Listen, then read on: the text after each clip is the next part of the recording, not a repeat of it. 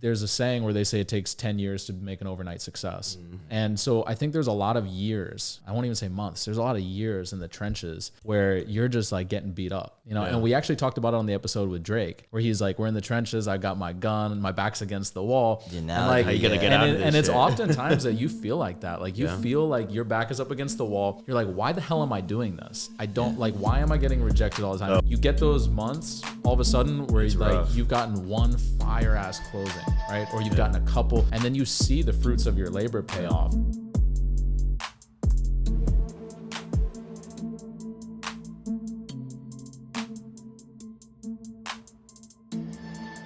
Ladies and gentlemen, welcome to the #1 podcast in the world, where we give you an authentic look into the world's healthiest, wealthiest, and most inspirational minds.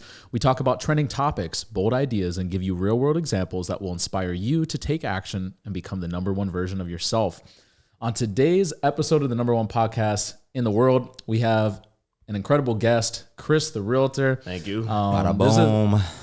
Boom. Chris is a great friend of mine. When I first moved back to Miami, Chris helped me secure my rental when I got here. First spot, and we've just been doing business ever since. So it's been good. It's been a ride. We have closed millions of dollars together.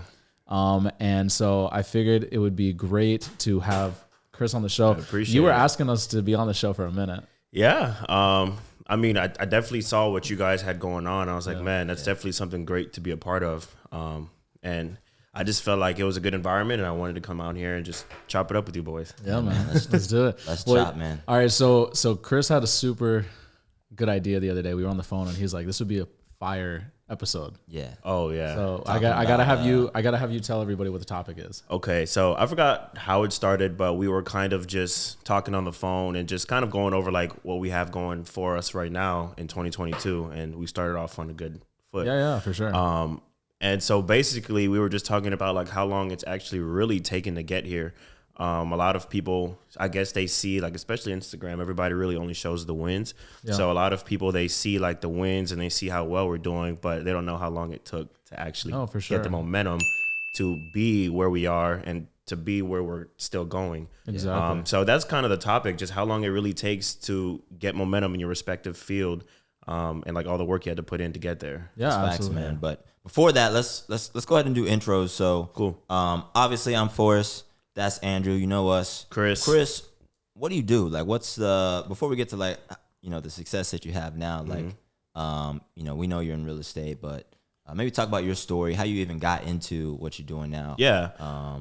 Teenage years, whatever you want to. Okay. Share. So I'm 24 years old. I graduated high school 2015, and from there I did go to college. I got my associate's degree, so 2 years in, I got my associate's degree, and then I transferred over to FIU.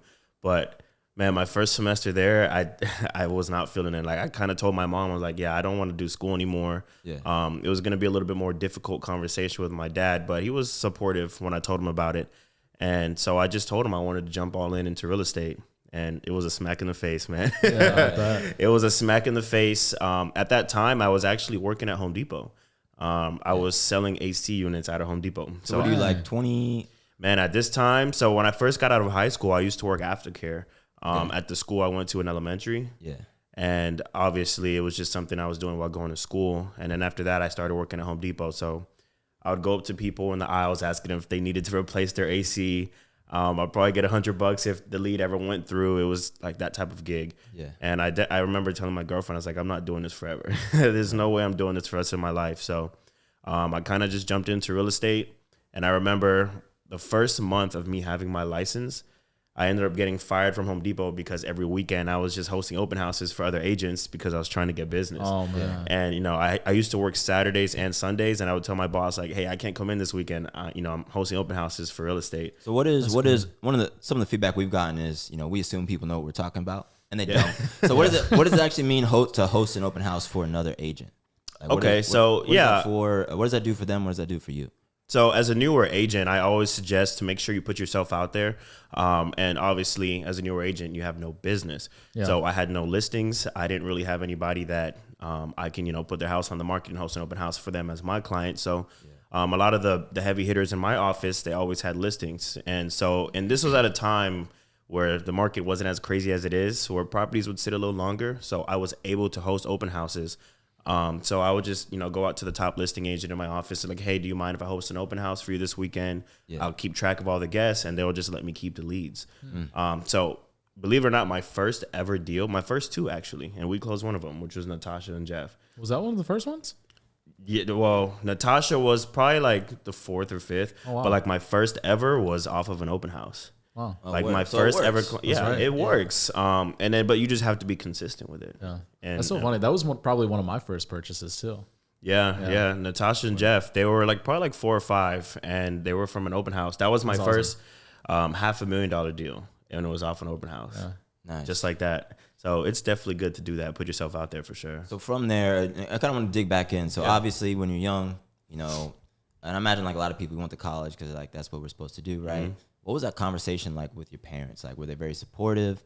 Were they like, yo, Chris, I don't know, like, so kind of seems like you're doing something, now you're doing something else. Like, I'll be honest, my parents were actually very supportive about it. Oh, nice. Awesome. So my mom actually, she used to run a real estate office. So she used to see how successful like the realtors in there were.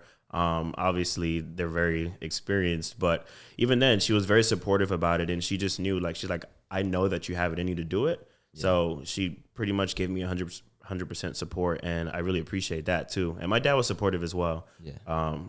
So it actually helped to have that support, because it's not just sitting on your shoulders. You can actually go out there and do what you need to do. No, given the success you have now, do you feel like, you ever wish that you finished, or do you just not care at all? School? Yeah. No. I'll be honest, like, school is definitely a great tool if you're getting into a field where it's necessary. Right. Like in the medical field, if you needed to be an attorney somewhere in the tech world, I mean, I 100% agree that you definitely need to go to school. We don't need doctors without degrees operating on people. But but if you're going to get into business, like if you go to school, like just to get a business degree or like an MBA, I don't know if it's necessary. You might meet great people in college. I would say that's probably the best thing about the network is great. Or they'll put opportunities in front of you that you wouldn't have otherwise if you didn't go to school. What's funny, that's what I always tell people. I know it's a big debate now about like the value of college. And I always tell people, like, I think networking is the number one reason. I mean, obviously college has gotten way overpriced. No, it's huge. It's nuts. That's the only reason I would go back for like an MBA. Yeah. And it would have to be to a school where the network actually matters. I was literally talking to somebody, and not to get too off track, but I was like, I kind of want to just like get a graduate degree like Cornell or Harvard or something, just to say you have just for the network. Yeah, exactly. Just for the network. You're with the people you meet. Yeah, quality. Generations of wealth, all that. And that actually ties into our a lot of our topics, which is like surrounding yourself with like-minded individuals and people that are of a different caliber, because it's like that old saying where, if there's 5 broke people in the room, you're going to be the 6th. If there's 5 idiots in the room, you're going to be the 6th. If there's 5 successful people, you're going to be the 6th, right? Yeah. So it's like there is something to be said about surrounding yourself with a network of that caliber. And it really just ties into what we do every day. I mean, Chris, you and I speak every single day. Every day. Like, I speak to Chris more than my mother. Even if it's not about real estate. I don't even know how we end up getting off topic about real estate, but we just chop it up. Yeah, and so like that, but that's how we are with all of for me, it's all of my agents. And I'm sure that's how you are with all of your clients and with all your friends. Course, like we surround even when we talk, we don't even, other than this Airbnb property, Forrest and I don't really do real estate together, but we still talk about it, of course, because the people that you surround yourself should be on a different caliber than you. It should be on a caliber that you aspire to be. Of course, yeah. And I think that's something huge to be said for the network. And that, my success, and I know that we're going to go back to yours, Chris, because you've experienced a lot of success at a very young age. Chris hasn't said his age yet. He beat around it a little bit. 24. He said he's 24. I said it in the intro, but it was very subtle. It was very subtle. So Chris is 24, subtle, but Chris, honestly, so I work with a lot of agents. Chris is the youngest agent I work with, but he hustles he's one of the hardest hustlers I know. This man will make cold calls all day off of, he'll get like a list of, a neighborhood. I don't even know how you do it. You somehow get a list. Yeah. He gets a list from online somewhere, and he just makes cold calls all day. And he'll call them, asking them if they want to sell, ask them if they're looking to buy. Right. And he's just like my digging most up expensive listing that I've ever sold was off a cold call. Yeah. Ever. Yeah. What's the rejection rate on that? Right, the amount of people you call. Oh, it's a lot. It's a lot. So I remember my my first 2 years actually in real estate. I used to go into office. Now I work from home a lot, but before like the pandemic and everything, like I used to be at the office at like 8:30. We would script practice, and like by 9 a.m. I used to be in there with my buddy, Dimitri. Yeah. So I used to be in there with Dimitri, and we used to there's a little section in the office. Obviously, we couldn't afford at the time to like have our own office with a door. Yeah. So we would just be out in the public area, and we used to call it the bullpen.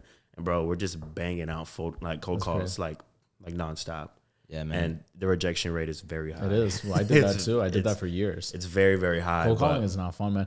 But, I kind of to tie that back to our topic, which is like, how long does it take to see success? How long does it take to build that momentum? I mean, sometimes you have to make 200, 300, 400 dials before you get one person that's even remotely interested that isn't going to hang up on you, right? So, like, what helped you during the moments where you were 200 calls deep? You've gotten rejected on every call. People don't want to talk to you. They're hanging up, and you're just like, you got to muster up the courage to get to the next call. That's a good question. So I'll say this: I've always had big goals in life. And I've always had like a vision of where I want to be, especially when I'm older. And I just knew that at the end of the day, I didn't want to fail myself, but not only myself, I didn't want to fail my family. And I'm not saying that obviously my family, like my mom or dad or anybody depends on me, but I kind of just wanted, I made such a huge leap to get into real estate, and I kind of dropped everything else. So I kind of like, when your back's against the wall, it's kind of like, what else are you going to do? Yeah, exactly. I have no other choice. So that's kind of like why I do it. And I'll be honest, after the first couple curse outs or the first couple people hanging up on you, you get used to that. Yeah, you shit. do. Like, you get tough. You get immune to it. And my main purpose when I cold call is I'm not even trying to sell you. I'm just trying to build a network in my phone. So when you're ready, I'm your guy. Oh, that's awesome. Like, I don't ever call for the sale. I don't call for appointments. What's the this kind of ties in. So just as a reminder, right? So Andrew's mortgage broker.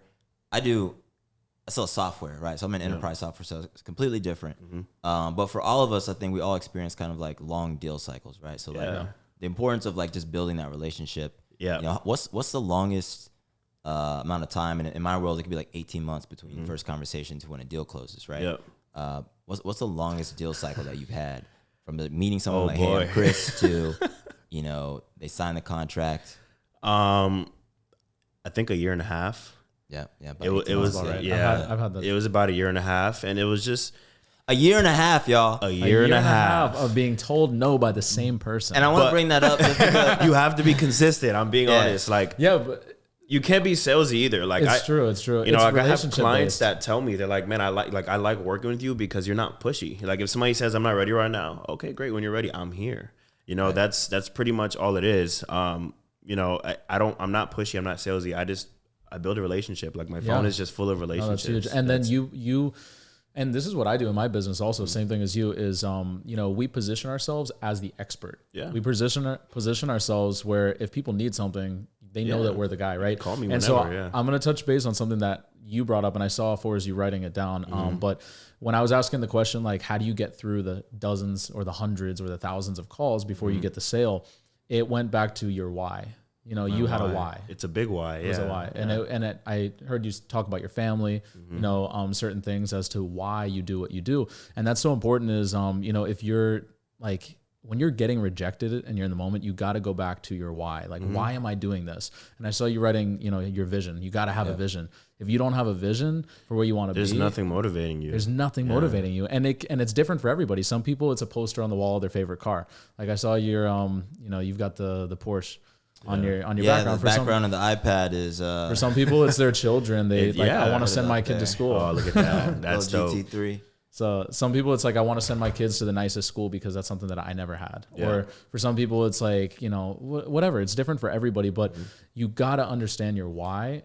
You need to have that vision, and you could get through anything. You can get through anything. It sounds like it's one of those things, like, before you actually have it, like, it sounds corny, like, I know in my conversations with people, and I wonder if this has been the same for you, when people ask, like, how do you stay motivated? Yeah. And like, it's not motivation really. It's kind of just like, like I feel like I have to do it. I have to do it. It's like you wouldn't like you know, if I go back to when I was young and I was broke, I'm talking like $7 in the bank account consistently. You sound like Dwayne Johnson. Years at a time. You know, it's just like, do I want to wake up and ride my bike through the rain to go to my minimum wage job? No, but like I had to do it. And I was doing that in college. I talked about it on other podcasts, like when I squatted for 3 months. You know, like it wasn't like I was not motivated, y'all. There was no motivation. No, I wasn't either. As a part of that, it's like I just had to do that shit. Like you know? It's kind of just a routine you get used to. No, it is. Until your situation gets better. Well, I think you also start, and for me, I start feeling guilty if I'm not doing certain things. Yeah, if I'm not making action items, like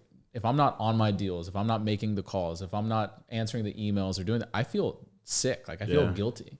Yeah, it's kind of hard to be away from your phone, especially in this industry. No, we can't. The phone goes off all day. Texts, emails, calls. It's insane. Yeah.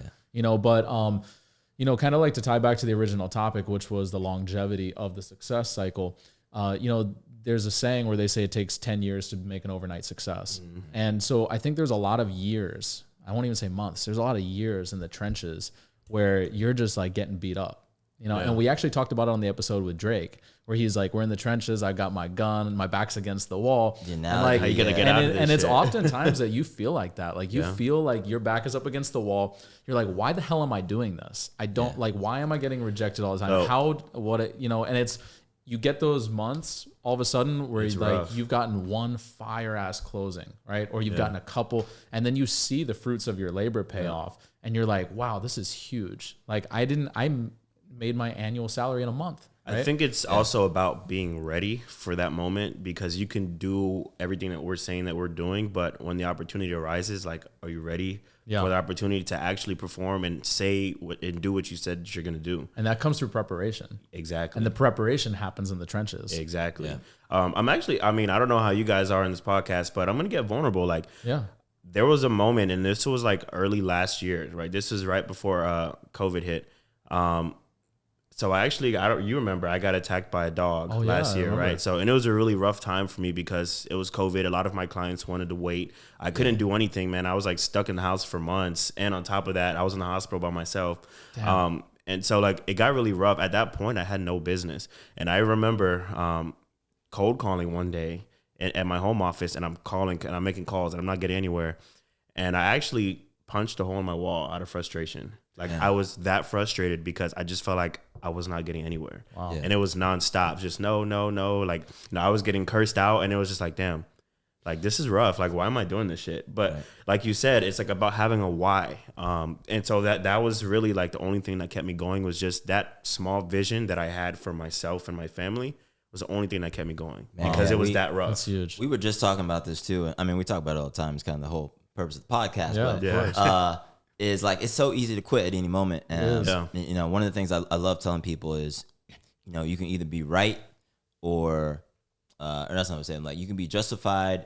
You can try to get like validation or justification for your feelings, for quitting, or you can just keep going. But people are always like, especially your friends and family, they're going to have your back if you're like, they'll tell you to quit if it's not. Yeah, but you know, it makes sense. They're risk adverse. It makes sense. It's like, oh, you tried for 6 months and, you know, it's you okay. A pat on the back, right? But then, and everybody's going to tell you it's right. And the only person who's going to be, you know, fucked up about it is going to be you, because you know you shouldn't have quit, right? Exactly. You got to be, you know, hold yourself accountable. Yeah, and without, it is what it is. Eventually you do get that peer group, but I know for a lot of people starting out, like we talk about, surround yourself with like excellent people. Mm-hmm. It's not easy to just go outside and be like, hey, you know, let's be friends. You know, that's not reality. Well, it takes. Well, it's just like burning through leads, right? If you've got a bunch of shit leads, and then you know that if you get through enough shit leads, you're gonna find a gold.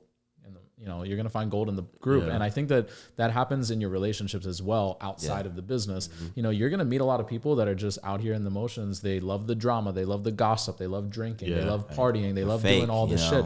They're fake. They are inauthentic to the core. Yeah. And you have to kind of wean through those. Those, in my opinion, are bad leads. Yeah. You know, and when you get through that to the gold, you find a genuine friend. That might take, you know, how many thousands of people do you have to go through before you meet one person that you know is going to have your back? And my grandfather used to tell me all the time, you know, this was probably in his like 80s, when he really started like putting this in my head was, he's like, at any point in your life, he said, you are incredibly blessed if you can look down at your hand and you can count on every single finger a good friend. Good friend. Oh, wow. You know, like someone that you could actually count on, that you can genuinely say, I love this person. They have my back, you know? And so to take it even further than that, how many of those 5 people at any point in your life are just of another caliber where you're like, I not only feel like this person has my back, not only do I love them, but I respect them and I want to be where they are. Yeah. Yeah. That's huge. And that's something a huge to goal aspire to strive to. for too. It's huge. Yeah. Yeah. And that's, I think, and you mentioned it is something we talked about recently, right? Is like, those are non-monetary goals, right? Is, I mean, obviously in that analogy, like those people are successful, but you know, really just having those relationships with quality people that respect you, have your back, regardless of your current situation, right? Because we just talked about, like, you were getting beat up. Yeah. You know, you had that frustration. You obviously weren't motivated. It wasn't motivation that kept you going. It was that principle and that it's funny. desire to. We talk about that peer group of people that would say it's okay, pat on your back, but my girlfriend, she doesn't play that, and she's like, no, you gotta do what you gotta do. Sure. So that's a good thing to bro. have. Yeah, Man. Like, I remember calling her. I was so frustrated. And I told her, I was like, I just punched a hole in the wall. What'd she say? She was like, Chris, are you kidding me? And I was like, I just told her, I was like, man, I feel like so beat up right now. Like, it was just nonstop. I mean, my back was against the wall. I literally had no business. And I was like, what the fuck? How am I going to get up from here at this point? Yeah. And you know, I see a lot of successful realtors. There's a lot of successful realtors that I aspire to be. And I'm seeing them just crush it. And I'm like, damn, I'm nowhere near that. How am I even going to attain to that level? And I'm here. Yeah. I just felt like I had such a long way to go. But no, man, she's very supportive, and she's like, look, just give it a break today and get back on it tomorrow. That's dope, man. So that's huge. You need those people. Well, this also ties back into the last episode that we just launched, and I don't know when this is going to come out, but the one that we just recently launched was about burnout. Yeah. And it's so easy to get burnt out when you're just in the trench. You are making the calls and nothing's happening. And you know what we didn't finish that thought. No, I was just going to say, like, it's so important sometimes, like you just said, to take rest and then come at it the next day. Yeah, close the laptop and I'll do it tomorrow. And that's the thing is, like, but you have to do it tomorrow. That's the importance of, like, a renewed mind. So, you know, obviously, you know, being a Christian, like, one of our core beliefs is to renew your mind daily, right?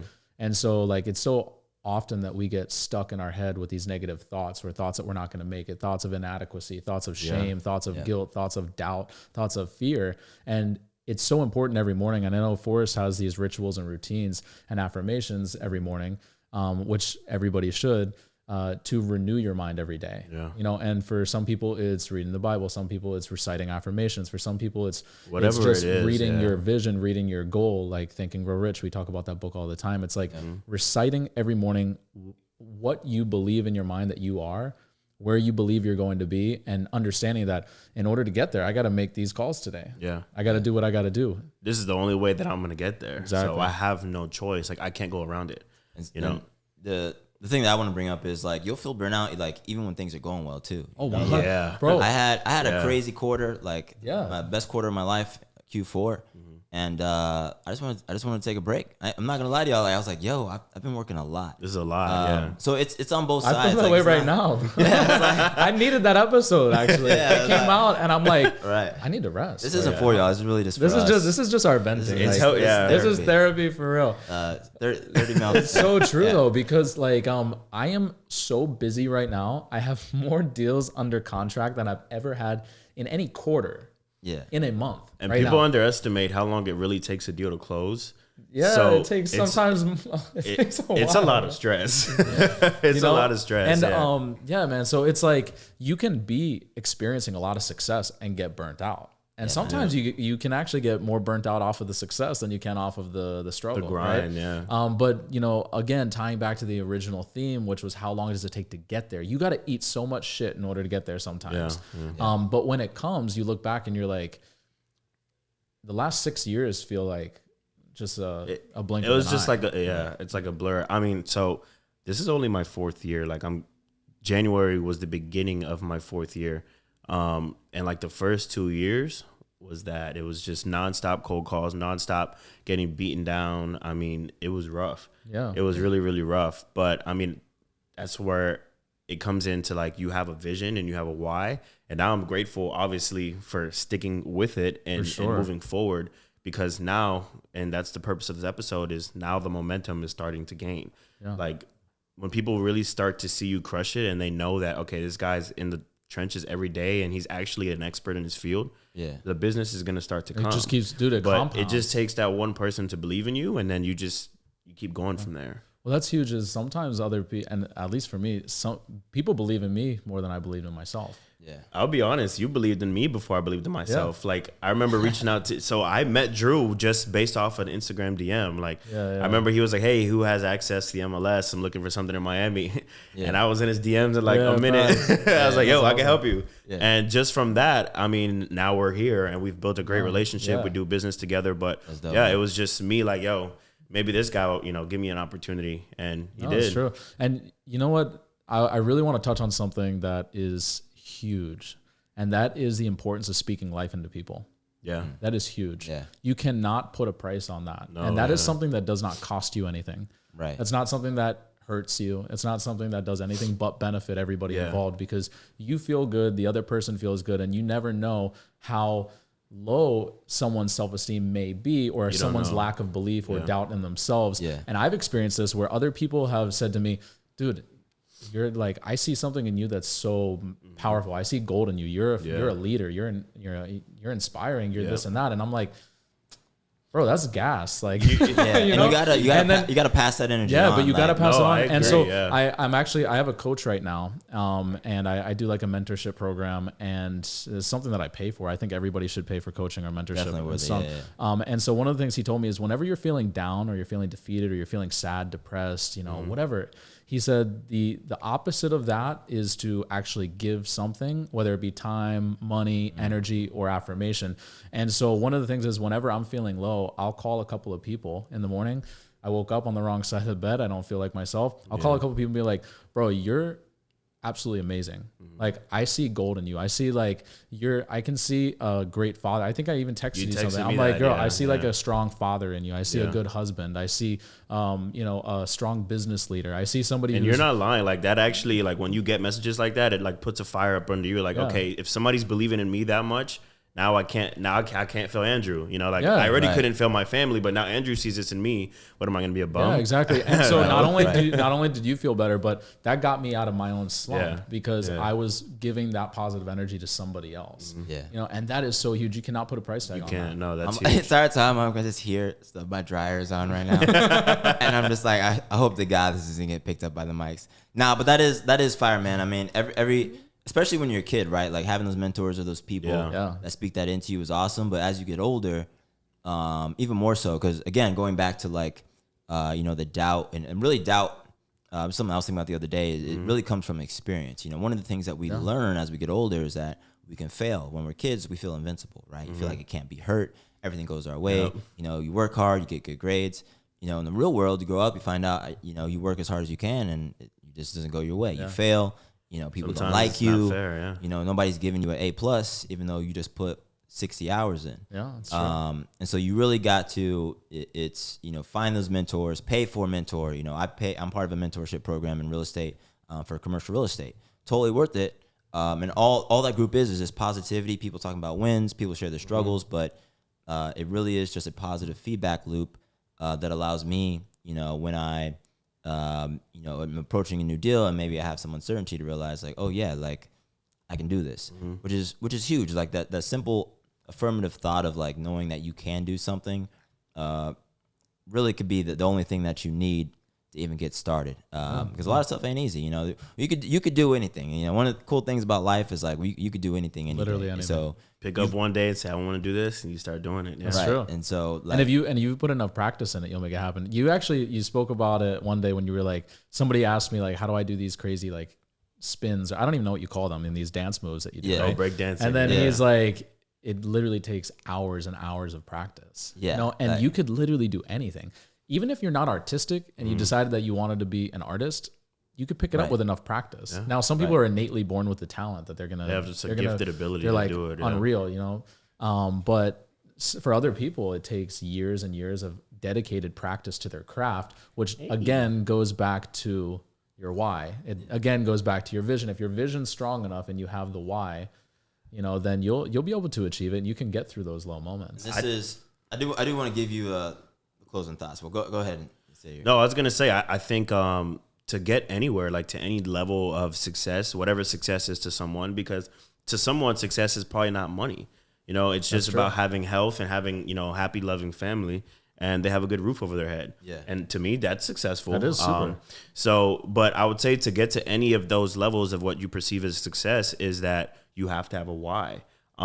Because the why is what's going to get you out of bed. Like at the end of the day, you have to be consistent and disciplined in order to be successful in anything that you do. Right. And if you're not, then obviously you're going to see that in the progress. So the only thing that's going to get you up out of bed when you don't feel like doing it is your why. Yeah, man. It's that. Why are you getting up to do this? That's pretty much it. It needs to be a compulsion, and I'll go back to, you brought up dancing. Like, I'm 30 now. I'm almost 31. I had 2 surgeries last year, one on each ankle. I've had 2 knee surgeries. I've got a torn rotator cuff. I'm doing calisthenics. It'd be very easy for me to just like still be fit, but like not do an extreme sport. Yeah. But I love it, man. It's my passion. Like I'm compelled to go dance, and like I put in hours. Well, that's the other thing. You don't get paid for that. I don't get paid. Like I went to the studio yesterday I was at the gym at 6 a.m.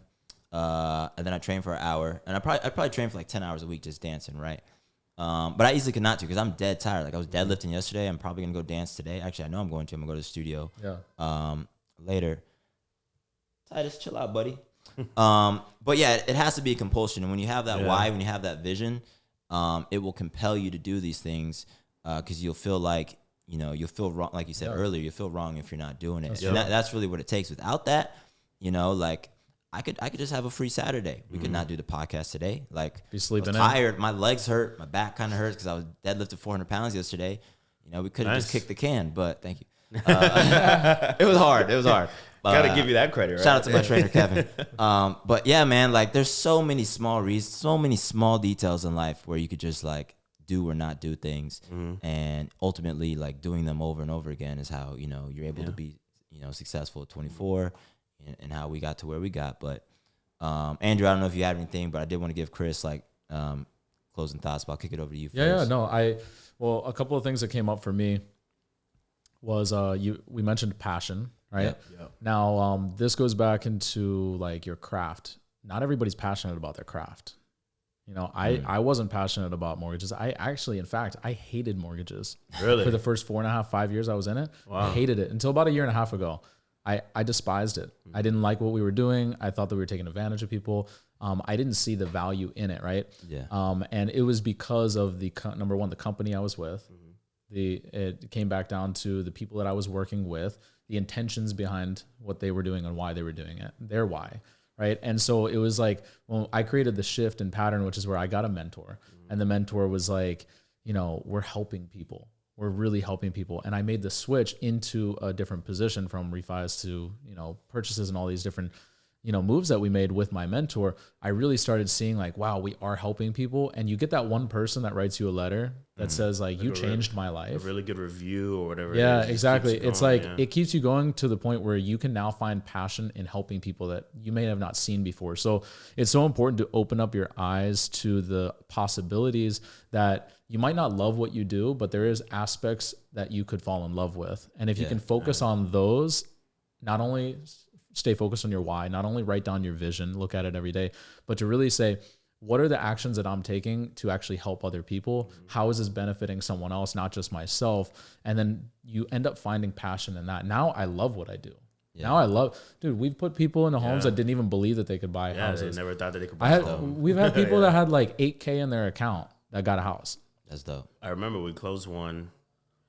She was telling us she didn't want to go over 12,000 to close, and we actually ended up. Well, I negotiated some. She didn't want credits. to. She couldn't. Or she didn't have enough. Yeah. She couldn't go over 12,000. I think like that was like her like a safety net or whatever it was, and she ended up closing. I remember it was $6,702. Yeah. It was, that's right. It was $6,200. So, yeah, it was around there that she ended up closing. So half of what she expected to pay. And she was so happy. She was elated. And I'm pretty sure her place has gained at least 50,000 in equity. Oh, for sure. Yeah. And so it's like it's stories like that where like we're helping people, and you can find passion in anything if you just shift your perspective. and realize that it's not just about the money. Yeah. And then that also goes back into like surrounding yourself with successful people. Success doesn't have to be monetary, as Chris mentioned. It could be, not at all. You know, one of my goals is to surround myself with people who are in incredibly successful relationships, like with a significant other, because that's something that I aspire for. Yeah. Nice. So if I'm hanging out with a bunch of divorced people, I'm not saying that that's, you know, It's everybody's not bad, got their own but situation,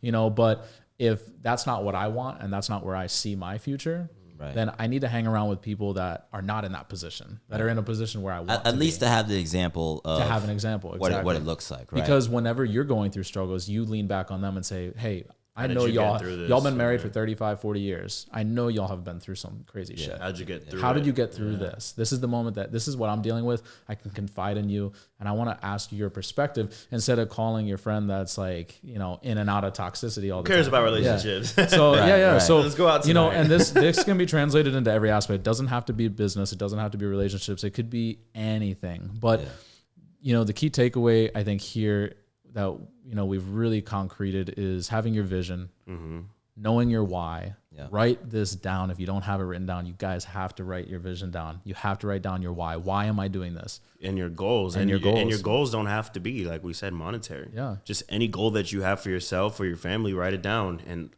it's going to make you do the actions that lead you to those goals. Yeah. Or you can write down your goals, and then you can write down, okay, what are the 3 things that I need to do to reach this goal? And who do I need to surround myself with? And who do I need to Because surround that will myself bring with? you Yeah. into the crew of people that Of course. too. And at that point, it's all in front of me. It's written down. I have the blueprint.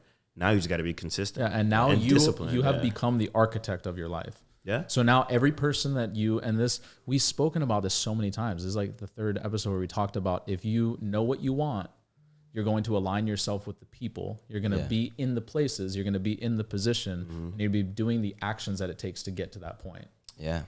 It's really that simple, y'all. I could say some stuff, but I'm gonna say the same thing. But you know, Chris, thanks for coming, man. Yeah, First bro. of all, Thanks for inviting me. Appreciate you, man. This has been a dope episode for sure. Yeah, It's for about sure. to be hella good content Absolutely. and nuggets from this. I already know it. But what's one? How can people find you? Reach out to you. Obviously, if you need a house in Florida, Hit me up. so what's Instagram? Chris the Realtor, CHRIS the Realtor with the underscore. Or if you follow any of these 2, you can just type it in their followings, or We'll you'll put it probably in see me on their page, whatever it is. We'll put it on there. Yeah, reach out to me, hit me up on Instagram. I'd respond to pretty much every DM. If you need help, I'm here for you. Pretty much. I mean, that's. And what's the last thought? What's something you think? What's your biggest takeaway of this conversation today? My biggest takeaway is, Or maybe three. It's something you want to leave, maybe. Something okay. So I'll say this: if you ever feel like you're stuck or like your back is against the wall, reach out to people that you know have been in the same situation, or people that you look up to. Just somebody that can offer a lending hand to help get you out of that hole. Because at the end of the day, when your back's against the wall, or when you're deep down in that pit and you feel like, okay, I'm never gonna get out of this, you're definitely gonna get out of it, but you have to want to get out of it too. Right. You know, like if you're stuck in a bad spot, there's nobody that's gonna help you but you. You may be able to ask for advice, maybe you'll be able to ask for help, but at the end of the day, it's your actions that are gonna get you out, and there's always light at the end of the tunnel, for sure. That's dope, man. That's a word. That is a word. No, for sure. That's a word, bro. That's a word, I mean, bro. there's a word, bro. And one more thing too. There's times where it's like if your back is against the wall, like you feel like, you know, we all envision ourselves in the future, right? Yeah. So a couple years ago, like a lot of the things that I do now, I never envisioned. Well, I envisioned it, but I never thought that I would be doing it or be where I'm at. And so sometimes it feels surreal. And then once you get to that level, you just keep envisioning bigger and bigger, right. and eventually you're gonna get there. Push. So That's right. that's a dope, word. man. Yeah, remember that. That's a word. Rewind it if you missed part of it. Yeah, man. I mean, that's a wrap. Yeah. That's Thank right. you. Nice. Thank you so much. For watching Thanks this for inviting episode. me. Check out the other content. Subscribe if you haven't. You're crazy if you haven't hit that button yet. Go ahead and like this. Share it with 2 Do it. of your friends. Follow me, Forrest the Investor, Chris the Realtor, Drew's the Move. And if you don't like us, tell us why. We'll appreciate the engagement as well. See you in the next one. All right, Peace. y'all.